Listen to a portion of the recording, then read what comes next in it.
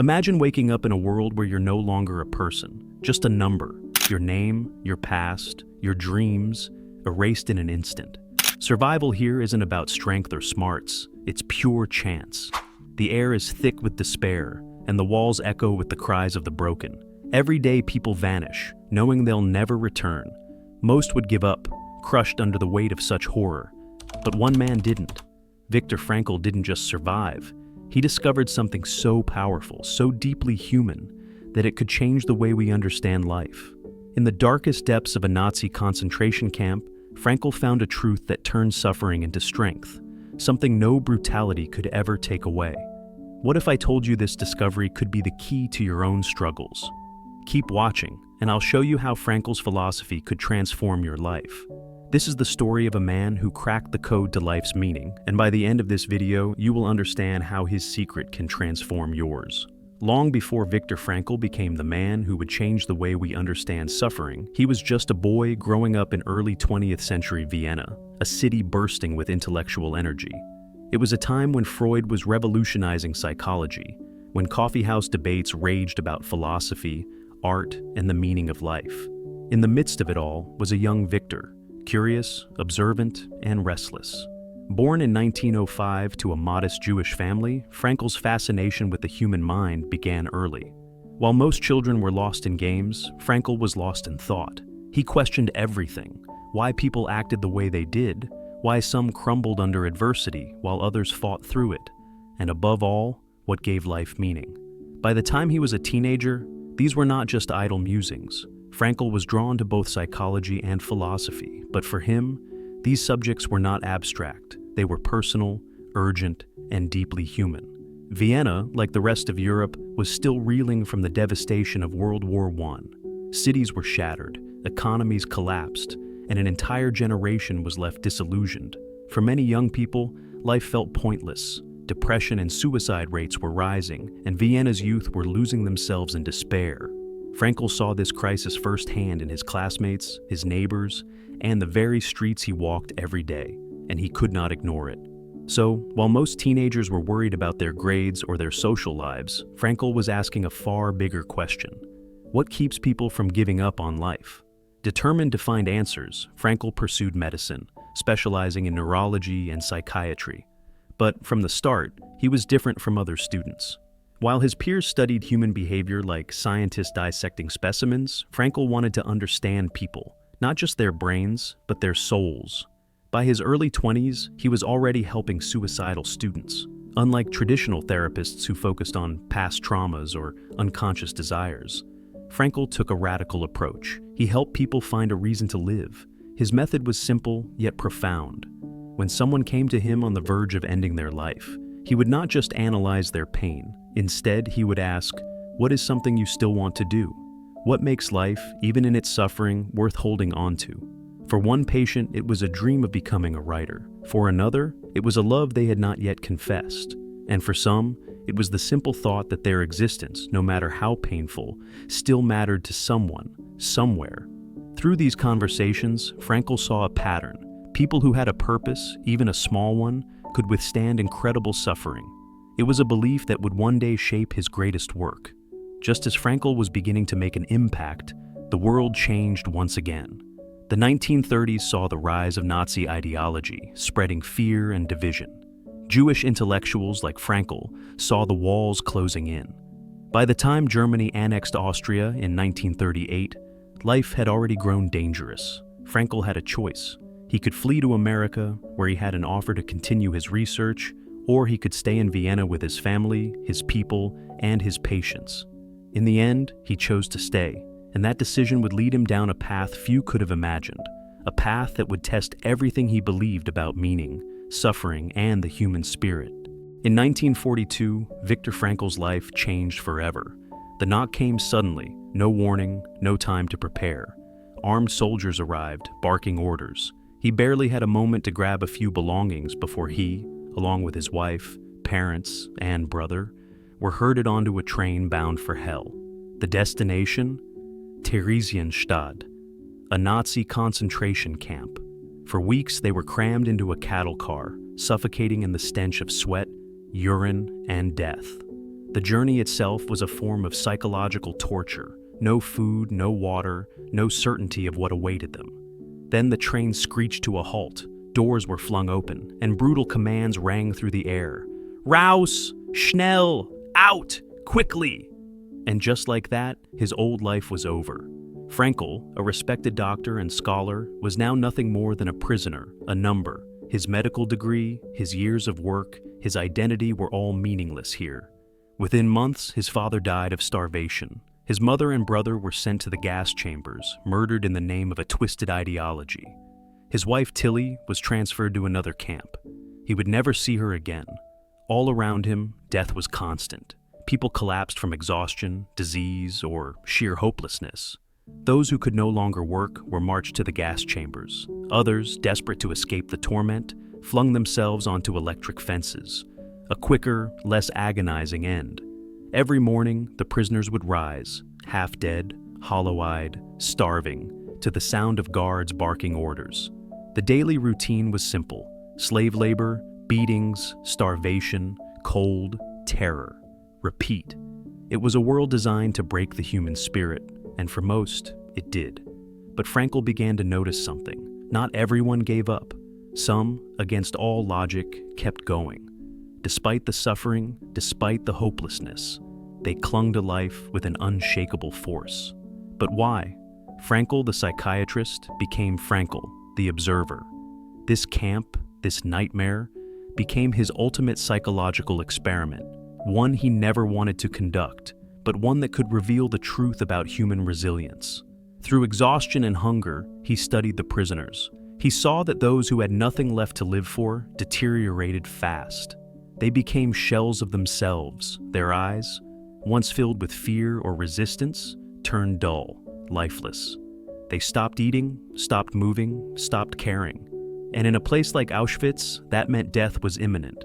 But those who had even the smallest shred of purpose, they were different. Frankl saw an elderly man endure the freezing cold because he dreamed of reuniting with his daughter. He met a young artist who whispered about the paintings he would create if he survived. And then there was the scientist. One evening, Frankl walked beside a man who had fallen into despair. The scientist admitted that he had given up all hope, convinced there was no reason left to fight for survival. Frankl didn't try to comfort him with empty words. Instead, he asked, "What if there is still something waiting for you after this?" The scientist barely responded. Frankl pressed on. "Your work, the research you haven't finished, the books you haven't written, who else can complete them?" A spark flickered in the man's eyes. In that moment, something shifted. The scientist straightened his posture, as if reclaiming something long buried. He had a reason to survive. Frankl saw this again and again. Those who had a why could endure almost any how. Through all the horror, Frankl realized something profound, something that would define the rest of his life. The Nazis could take everything from them: family, possessions, dignity. But they couldn't take one thing: the ability to choose their response. Even in suffering, a man could decide. Would he let the pain crush him, or would he use it to create meaning? For Frankl, this was not just a theory, it was survival. He imagined himself standing in a university lecture hall, sharing his discoveries with students. He pictured himself writing a book about what he had learned. That vision, that purpose, kept him alive through disease, starvation, and brutality. He clung to a single truth: suffering in itself is meaningless, but the moment we give it meaning, it becomes bearable. And that, in the darkest chapter of his life, was the belief that saved him. When Viktor Frankl walked out of Auschwitz, he had no family, no home, and no certainty about what lay ahead.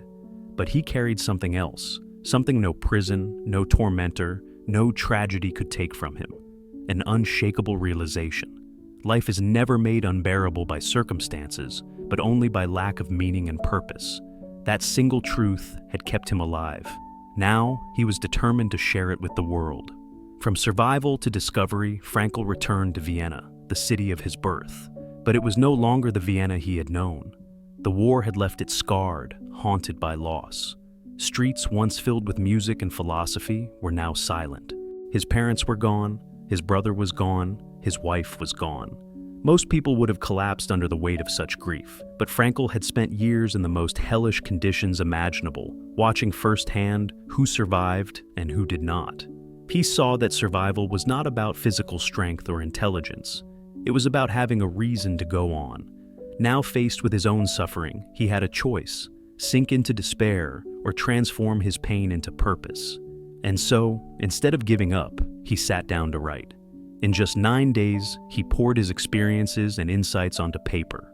That book, Man's Search for Meaning, would go on to change the world.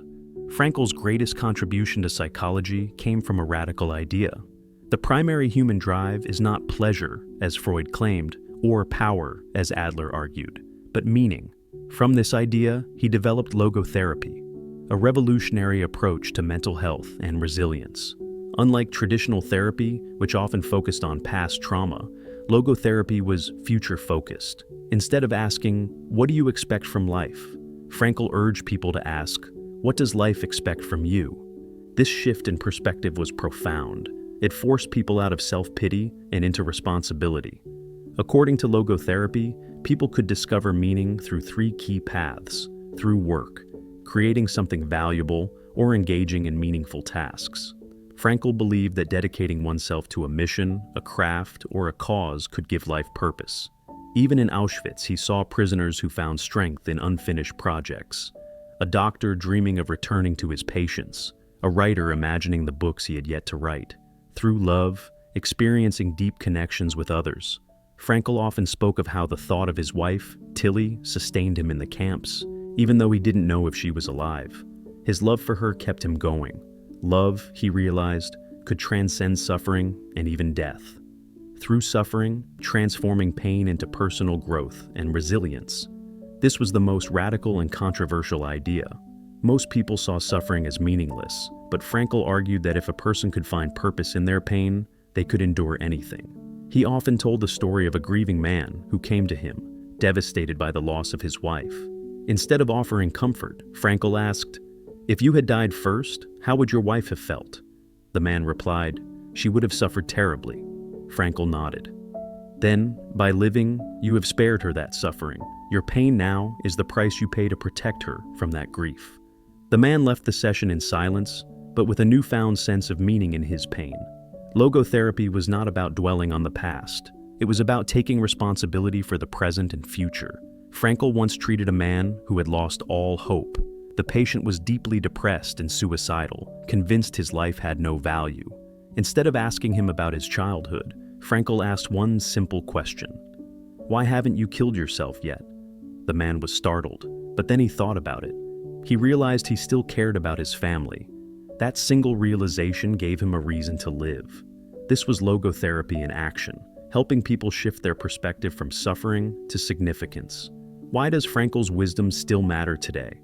Frankl's ideas weren't just about surviving concentration camps. They were about surviving life. We all face suffering, loss, failure, and uncertainty. And in those moments, the instinct is to ask, "Why is this happening to me?" But Frankl taught us to ask something different. What can I do with this suffering? How can I turn this into something meaningful? That shift changes everything. His work went on to influence millions, from patients battling depression to athletes pushing their limits. From grieving families to people simply searching for purpose, his message was simple yet powerful. You cannot always control what happens to you, but you can always control how you respond. And in that response lies the key to meaning and to life itself. Viktor Frankl did not just teach people how to survive, he taught them how to live. He had seen human beings endure unthinkable suffering. He had watched prisoners in Auschwitz hold on to hope while everything around them crumbled. And after the war, he saw countless others, patients in deep depression, people trapped in grief, desperately searching for a reason to go on. Frankl's message was clear: suffering is inevitable, but meaning is always within your reach. In today's world, we are told that happiness is the goal. The modern world sells us the idea that if we just get the right job, find the right partner, buy the right things, then we will finally be happy. But Frankl rejected this idea. He argued that chasing happiness directly often leads to emptiness, not fulfillment. Happiness cannot be pursued, it must ensue. In other words, if you make happiness your goal, you'll always feel like something is missing. But if you pursue meaning, happiness will follow as a byproduct. Frankl's greatest insight, the one that transformed lives, was this: you may not control what happens to you, but you always control how you respond. This idea wasn't just theoretical, it was born from his own suffering in the concentration camps. Everything had been taken from him: his family, his career, his freedom. But there was one thing the Nazis could never take away: his ability to choose his attitude. Between stimulus and response, there is a space. In that space lies our power to choose. In our choice lies our growth and our freedom. This is the ultimate human freedom, the power to decide how we will face life, no matter how cruel or unfair it may be. Some of the most remarkable people in history, the ones who have left an impact, who have inspired generations, are those who found meaning in their suffering. Frankl saw this firsthand. After the war, he worked with terminally ill patients, people who knew they had limited time left. But instead of falling into despair, some of them found deep purpose in their final days. One patient, a man facing certain death, told Frankl, "Doctor, I cannot avoid dying, but I can ensure that I die with dignity." This shift in perspective, from helplessness to purpose, was life-changing. Instead of focusing on what they had lost, these patients focused on what they could still give. And that, according to Frankl, is the key to a meaningful life. Frankl's philosophy directly contradicts the modern obsession with comfort and ease. Today we seek effortless joy, instant gratification, and a life free from hardship. But Frankl's message was different. A meaningful life is not necessarily an easy life. He believed that true fulfillment comes from struggle, sacrifice, and responsibility. It comes from being part of something larger than yourself. Consider a parent staying up all night with a sick child. Not easy, but deeply meaningful. An artist pushing through creative struggle to complete their masterpiece. Not easy, but deeply meaningful. A person fighting for a cause they believe in, even when the odds are against them. Not easy, but deeply meaningful. The greatest moments of our lives often come from the things that required effort, resilience, and even suffering. How to apply Frankl's wisdom to your own life. Frankl's insights are not just for Holocaust survivors or people facing life-threatening illness. They apply to all of us. If you are feeling lost, if you are struggling to find purpose, ask yourself 3 key questions. What work can I dedicate myself to? Meaning often comes from creating, contributing, or striving towards something greater. What is something you can build, develop, or give to the world? Who do I love, and who depends on me? Meaning is found in relationships, not isolation. Who in your life needs you? Who do you care about deeply? How can I transform my suffering into something meaningful? Instead of asking, "Why is this happening to me?" ask, "How can I use this experience to grow, to help others, or to build something valuable?" The legacy of Viktor Frankl. Frankl's teachings have transformed millions of lives, from trauma survivors to business leaders, from struggling students to world-renowned thinkers.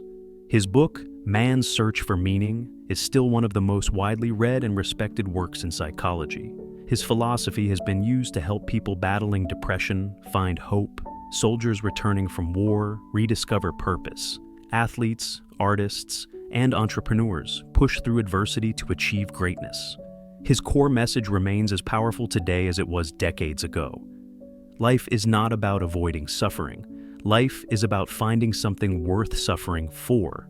And when you do, you won't just survive, you will thrive. Viktor Frankl's ideas are not just history. They are a roadmap for anyone struggling to find meaning in their own life. You don't have to endure a concentration camp to experience suffering. You don't have to lose everything to feel lost. At some point, we all face moments of despair, uncertainty, and pain. Maybe it's a career setback. Maybe it's the loss of someone you love. Maybe it's waking up every morning with the quiet feeling that something is missing. Frankl's philosophy is not just about surviving hardship. It's about transforming it.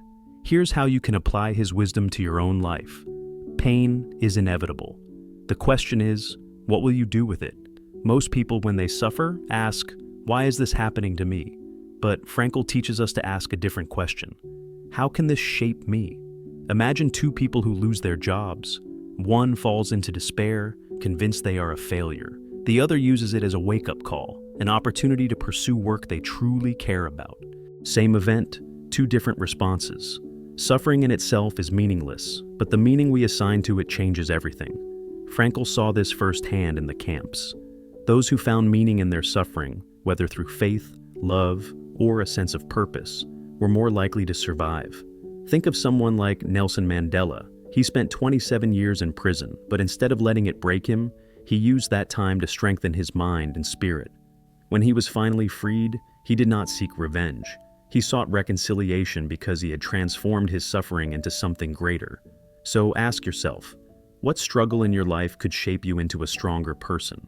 How can you turn your pain into wisdom, resilience, or even a way to help others? When you stop seeing suffering as something that happens to you and start seeing it as something that can transform you, everything changes. Most of us are taught that happiness is the goal. We chase it through success, money, relationships, or pleasure, only to find that somehow it always slips through our fingers. Frankl argued that happiness cannot be pursued. It must ensue. Happiness is the unintended side effect of living a meaningful life. In other words, don't chase happiness, chase meaning, and happiness will follow. But what does meaning actually mean? Frankl identified three main ways we can create meaning in our lives. A. Through work, creating something of value. When you dedicate yourself to something bigger than yourself, a project, a mission, a craft, you create meaning. It's why artists push through creative struggle. It's why people who love their work often feel energized rather than drained. It's why the most fulfilled people aren't those chasing wealth, but those pursuing impact. B. Through love, deep connections with others. Frankl believed that love is one of the greatest sources of meaning. Loving deeply, whether it's a partner, a child, or even a cause, gives us a reason to wake up in the morning. Frankl himself survived Auschwitz by holding on to the love he had for his wife, even when he didn't know if she was still alive. That love gave him strength. C. Through suffering, turning pain into growth.